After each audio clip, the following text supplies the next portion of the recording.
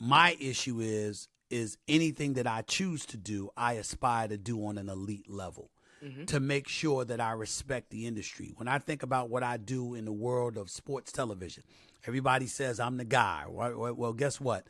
Howard Cosell came before me. Bryant Gumbel came before me. Bob Greg Costas Gumbel. came before me. Greg Gumbel, and various others throughout history. People at ESPN that I work with, the Chris Bermans, the Stuart Scotts, God rest his soul, John Saunders, God rest his soul, Dick Vitale and others, they paved the way for somebody like me. And so for me, one of the greatest compliments, Dr. Gray, I've ever received in my career was when ESPN let me go in 2009 over a contract dispute. And I came back to ESPN. They brought me back in 2011. And everybody was sitting there and shaking my hand, good to see you, blah, blah, blah. And then I walked up to Chris Berman, Boomer.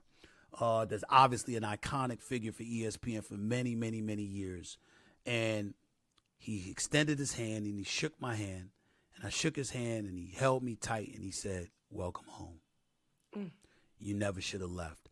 And I'm not an emotional guy, but I actually teared up. I didn't cry, but I actually teared up. It meant so much to me to hear him say that because he was a guy that helped start ESPN, going to games, bringing tapes back to put in and, old school stuff that we could never imagine today. He helped build the network, and I know what he meant when he said that to me.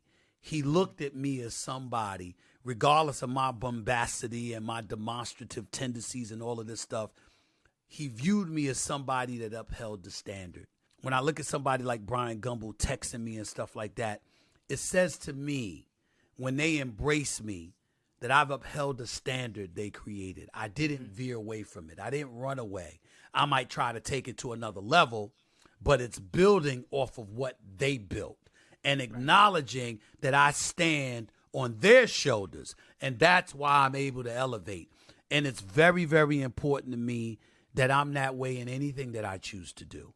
So whether it's sports, whether it's acting down the line or whatever, the people that have done it and have done it right, I want to, at the very least, be gifted enough and respectful enough of the industry so they'll know I understand what shoulders I stand on.